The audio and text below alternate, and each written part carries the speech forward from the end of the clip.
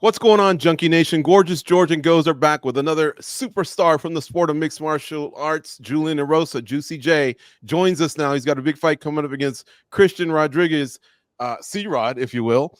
And it's at an upcoming fight night that's taking place in July, the 13th, and they're in Denver, Colorado. First thing I got to start off with, Julian, is altitude. Does it worry you? I mean, you've got a lot of fights under your belt. You probably fought in altitude before.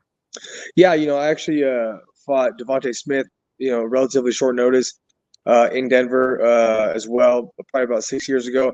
The fight was only about a minute and a little over a minute. He knocked me out, obviously, and didn't go well for me. But I've been, obviously training the week of and doing pad work and grappling and stuff with my my corners and my teammates. And I didn't really feel like it affected me much. Vegas is honestly, I feel like Vegas is one of the hardest places to acclimate to, because not only do we have a little bit of elevation, but it's so dry here, and no humidity, obviously. So you kind of get that same taste of altitude even here with how dry it is as well. And then we have a lot of the allergies get pretty crazy here as well. So I've actually had the worst time adapting to Vegas weather, but that's actually why I like fighting in Vegas the most, is because I always feel like I have an advantage when people come over here to fight. But like I said, I fought Devontae a while back, and I've been to Denver before and been at elevation before, so it never really seems to affect me too much, and so I'm not necessarily super worried about it. Hey, if you got this, you got this. But I will share this: your teammate Mads Burnell, he went up a few weeks early. He's got a fight. Yep. What is it? I think it's tomorrow. Yeah. Out in Salt Lake City, which is about 5,000 feet. And Julian's right. Denver's a mile high. Salt Lake City's about a mile high. Vegas is about half a mile high. So we do have some altitude here and dry air. So Julian's right in that regard. But I thought it was very responsible of Mads to do that. I remember Usman also saying he struggled against Edwards a little bit. I mean, he was actually mopping him up, but he did see before getting kicked in the head. But he did say that he was, he was feeling it. So it was raw cold. So hey, if you, like I say, if you got this, you got this, but man, I've heard a lot of fighters complain about it in the past. Yeah, I mean, I think it's all relative to who you are and what kind of your focus is. I think one of the reasons why Mads might have gone through a little earlier is because Mads is, I've trained with Mads quite a bit, and one of his strengths is kind of like my strength is our cardio is, pretty good. Yeah. And so I think he just wanted to make sure that he was going to show up with a little bit of edge on top of it. Like his cardio was already going to be good, but if he shows up, a few weeks beforehand compared to Clay Collard, I don't think Clay was going to show up as early as Mads did. So I think Mads was just trying to get every little bit of advantage, especially in the cardio department. But like I said, I've trained a lot with him, and he knows me. Me and him have sparred a bunch and trained a bunch together, and we both have really good cardio. And me fighting a guy like C-Rod, he's got decent cardio as well. But if he's coming at the same time, I mean, if he's there earlier than I am, then that's it is what it is. But I don't think he's going to show up much earlier than I am. And so I think it's going to affect us both pretty similarly. And when it really comes down to it, cardio, in my mind, and I think guys like Mads and a lot of other people that have really good cardio, it comes down to being mentally strong. We all train, we all work our asses off, but a lot of people, they say it's such a true statement when people talk about the body is willing to go a lot further than the mind will let us sometimes. And so if your mind's giving up, you're going to give up regardless. But you see it so many times, guys that are just completely gassed out that still stick around in fights because they're just mentally tough. And so obviously we're all working hard. We're all working on our cardio. But if you don't have the mental strength and fortitude to push through those moments of wanting to give up, then your cardio is not going to be good anyways. You are a gym rat. I see you a lot at Extreme Couture. Yeah. And I want to focus on Mondays. Mondays is that brutal practice that Eric Nixick does where it is some technique and, some drilling, but it's a lot of cardio. I remember him telling me that Sean Strickland, who up until the last few years, he's solid. He's a fixture at Extreme Couture. But for a while, he had gone to different gyms. So I guess he had different looks at different gyms. And he had told Eric, man, that's probably the hardest practice that I've ever done is Mondays at Extreme Couture. Can you talk about, I guess, that and the fact that, like I say, I do see you're not one of the guys that dogs it. You really do have. I think it's your genes as well. You just have good genes. So I don't know if you ran track or cross country in high school or what, but I guess that's what I want to talk about is Extreme Couture or wherever else it is that you do your cardio. It does seem like you guys are on a high level. Yeah, I really think it comes down to what you put into practices, right? Like a Monday practice could be the hardest practice if you make it the hardest practice. It's all about the teammates or the partners you align yourself with that day, who you're working with on a regular basis. Because there are guys that kind of fall in between the cracks that aren't necessarily pushing themselves as hard as they should be or could be. You see guys that are not making every single practice because maybe they're tired, beat up a little bit. But I actually feel like I thrive a bit more when me and my sparring partners or my training partners in any capacity are both a little beaten up, broken a little bit physically, and we really define that mental fortitude, like I was talking about earlier, and really try to push it. And that's, I mean, towards the end of the time that Mads was here getting ready for this fight, I was sparring him twice a week for like 3 or 4 rounds, and that's exactly how we were doing it. Especially on Thursdays, we'd spar Thursdays. That's towards the end of the week. Everybody's working hard Monday, Tuesday, Wednesday, and Thursday. There's not as many people there sparring, but you know who the guys are that really do enjoy the sport. Those are the guys that come in on Thursdays and still get those rounds in, and really want to push it. So it's only as hard as you want to make it. But I do a lot of different things. Me and my buddy yesterday after sparring, we went to we ran 5 miles in the desert at 100 degrees. But that's just, I enjoy running. I enjoy cycling. I enjoy the extra stuff. A lot of people don't enjoy that kind of stuff. But I take pride in my cardio. And I think it's because I do enjoy doing those kind of unorthodox things. I mean, I go run Red Rock sometimes. It's like a 14.5-mile loop that I do. And most fighters don't like to run that kind of mileage. But I really do enjoy it. It's one of those things that really builds my mental strength.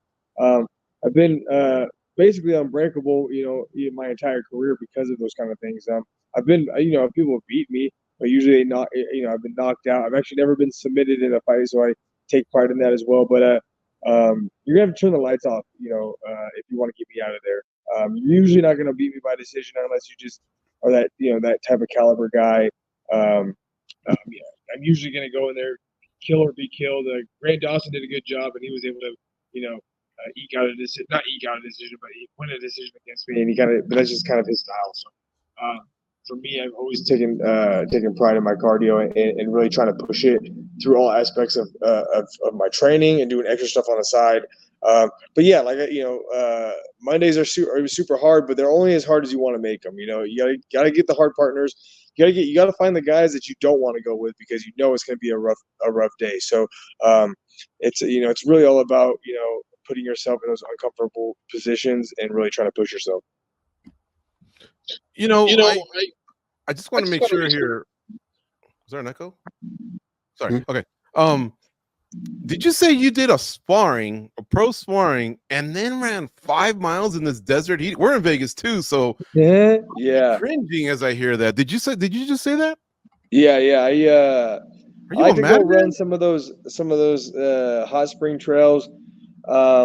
You're not necessarily supposed to be doing it right now because technically speaking, they're closed because of the heat conditions. But it's one of my favorite things to do. I mean, I just love to go run. And yesterday, my buddy wanted to do it with me, so we went after we sparred at Extreme.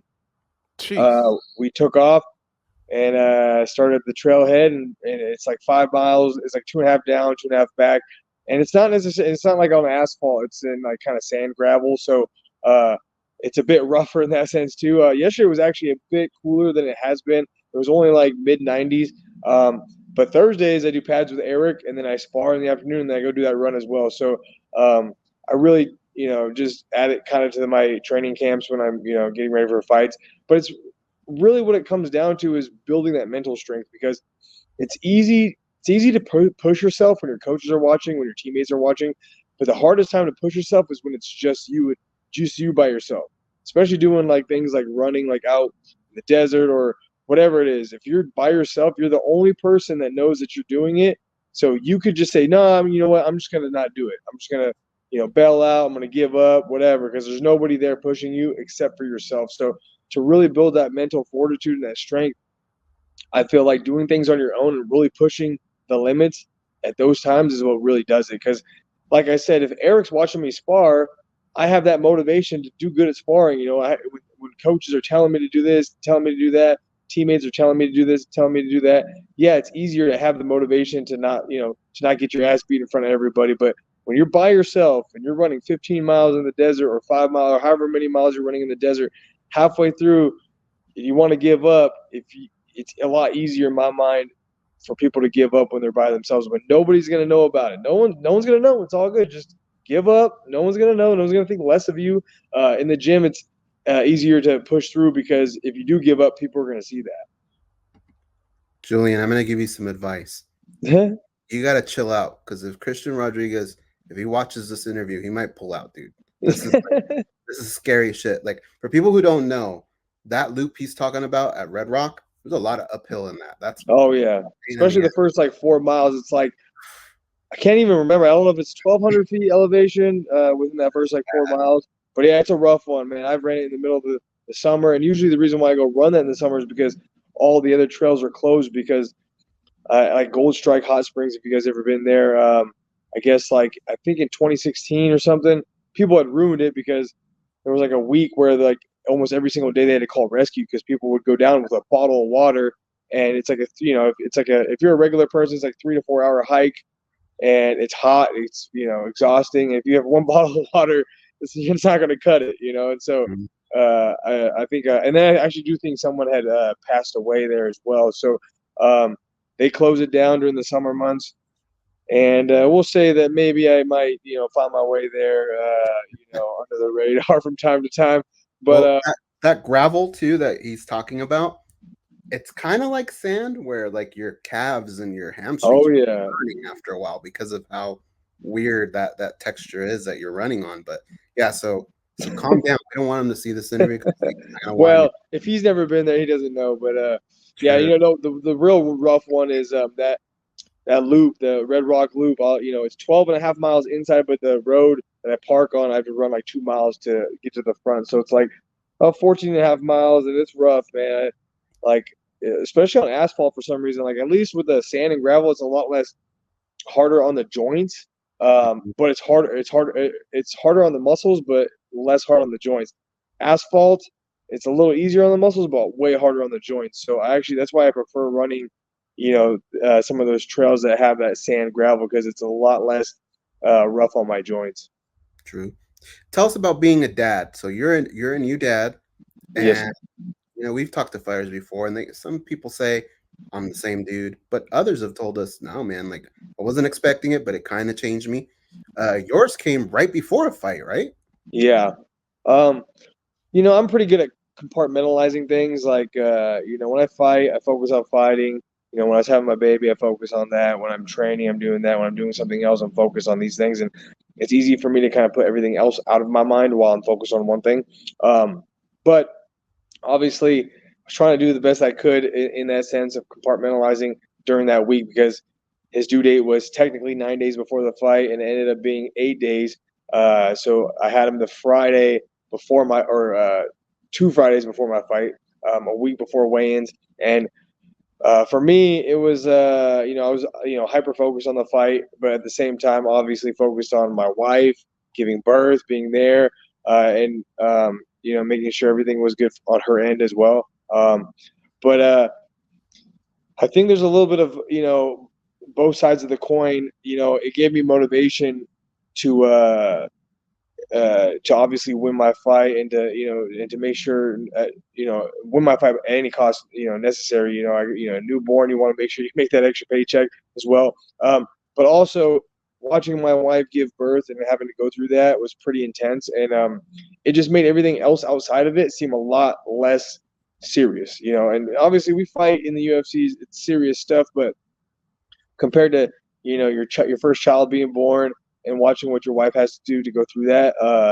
physically, mentally, and emotionally on her end, it was pretty crazy. And so it made like everything else just seem like so much smaller than it was, you know. And so when I went out and I fought, I had that extra motivation, but I also just was so calm and just like relaxed about it because I knew that it was microscopic compared to everything else in my life going on. So I think there's a little bit of both sides of that coin where it does give you motivation, it makes you become I feel like a more mentally strong, fighter even, but also it kind of makes everything just seem a bit lighter in the sense of like fighting. I'm just fighting. If the worst thing that happens to me is that I lose a fight, whatever. I still have my son and my wife. So yeah, it was kind of a weird combination of feelings, but definitely made me a whole lot easier or easygoing and calm walking up to that fight. Hey, Julian, so your opponent, he's on a nice streak. We got to give him credit. Yes. What do you think of his last couple of performances, and come fight night? Does it come down to like you being the best you, or have you kind of looked at video and maybe seen some holes and things that you can exploit? Yeah, for sure. I mean, obviously, he's 4-1 in the UFC. He's 11-1 altogether. His only loss was against Jonathan Pierce, short notice at the featherweight.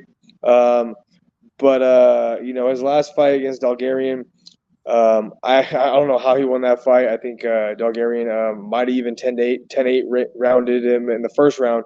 And in the second round, for sure, Bulgarian won, doing homework on his fights, obviously. But at the very least, it should have been a draw because obviously the last round was, all C-Rod. But so that was a bit iffy of a decision. I don't know how he won that decision. But, there goes the saying that you never want to leave it up to the judges, especially some of these guys, man. I think it's Dave Torelli, man. That guy is just making such bad decisions. So that was a bit iffy. And then two of his, big wins in the UFC at bantamweight, he missed weight. So there's an asterisk by those fights. Even the contenders fight, I think he missed weight. That's why they didn't sign him. So even though he's, got a decent win, decent streak going on in the UFC, two of those bantamweight fights, he missed weight. And, at bantamweight, when you're missing by 4 or 5 pounds, which is what he did, that's a huge advantage. You're talking about like 4 or 5 pounds a day of weigh-ins could equal to up to 10 pounds the next day, which is a whole different weight class. So I think him transitioning into featherweight is obviously, I don't know if he was doing it on his own accord or if the UFC was like, hey, man, you've been just missing too many times. Like, you're going to have to move to featherweight. And so it'll be interesting to see, how it plays out in that sense. But and I'm not trying to discredit him and what he's done so far. But, if you're a fighter, that even 2 pounds missed the day of weigh-ins can equate to 2, 3, 4 times that the day of the fight. So I think there's definitely a bit of a asterisk by some of those wins. Even the Bulgarian one, I think is a weird decision. But I don't necessarily think about what people have done. I watch what they're good at, and for me, it's one of those things where, like you said, I need to be the best Julian that I can be, and I feel like when I'm in that realm, that it's really hard to beat me. You've seen it. Like, I've lost to guys that I was a favorite against, and I've beaten guys that have been the biggest underdog on the card against. So I think it's all about that night showing up to my best ability and being able to perform under the lights like I do in the gym every day. You've treated us to some pretty nasty finishes, one being that flying knee, which takes impeccable timing. Yeah. Going into a fight, do you see these types of things? Do they just happen on the fly? And can we expect something like that for this fight? Yeah, you think about these things when you're sparring and, obviously, like, when you're kind of daydreaming of a fight, like, oh, man, I want to do this, I want to do that, I want to do this. But obviously, it's more sporadic. You just stick to the game plan or the relative game plan that you have, because some people aren't as, ABC on a game plan that other people are. But that flying knee was one of those things that we drilled a lot of times, and I like to throw flying knees even in sparring and stuff, but just more for, like, the practice of the timing and the aiming of it. And I'm a long guy with, like, I don't have much of a torso. I have a lot of extremities. So flying knees, elbows, stuff like that always works in my favor. And that was just sporadic, but it was one of those things that I drilled so many times that it's just muscle memory. So although it was sporadic, for it happening at the time that I did, it was something that I've drilled and trained, so much that, it's muscle memory, and it's something that was reactionary to me. But that's kind of how it is. You want to stick to these game plans, but you want to be, have trained and drilled and had so many reps of everything that when it comes down to it, everything just becomes natural, and that these things happen naturally on the fly. Really, I mean, it's kind of fighting is, like they say, we're martial artists. We're kind of painting our canvas out there, and I try to stick to the game plan. But there's times where you go astray, but you want to be comfortable in those situations when it does go astray. And that flying knee was one of those things. I mean, it was pretty much like a whirlwind of a fight for the first minute right before I knocked out Landwehr with that knee. So it was one of those just wild fights, and it ended up with that knee. And so that was obviously fantastic for me. But yeah, I mean, I could see myself doing that to C-Rod. I could see myself jumping a Darce on him. I could see myself, having maybe even a boring fight. Who knows? I mean, I usually never have boring fights, but I mean, you never really know. It's all dependent on how he shows up and how I show up, and kind of how our game plans clash. Well, I think you've convinced me for sure, man. Once you started talking about Red Rock and the 5 miles you did the other day, I think you're gonna be all right in Denver. But I do want to tell you something, man. Yes, we sir. love you guys. We love covering the sport, the fighters, all the different people that are out there. I'm sure you've heard the Evan Tanner story, and if you haven't, I'll tell you. But just, man, go with a buddy. This is extreme heat out here. Yeah. Go with a buddy, and another tough dude like you that can hang with you or whatever. But yeah, going in the desert, can be a little precarious. So just look after yourself, because like you said, you're a pops now. You got a wife. More important things than fighting. But yeah, we wish you the best of luck out there, man. My wife will die from stress from all the stuff that I do. So she's it's not you're not speaking on deaf ears right now, because my wife's always like that. If I don't call her within a certain amount of time, or when I go on runs or when I do some of this kind of stuff, she make sure she calls me and make sure that everything's okay. And luckily, I should find some wood and knock on it, but I've been very lucky with injuries, and very lucky with not getting hurt, when I've been out and about doing some pretty wild things. Do you got a knife with you at least when you're out there, or? I got 2 guns. I got my right one, and I got my left one. Oh. All right. Well, you keep doing you, man. 40 fights in your career, 15 in the UFC. And like Go said, your fights don't suck, bro. They are awesome. Like, you're literally on the edge of your seat, because anything can and will happen. So hopefully it's another one of those barn burners out in Denver, Colorado against C-Rod. Thanks, Julian, for the time today on MMA Junkie Radio. I appreciate you guys so much. Thank you so much.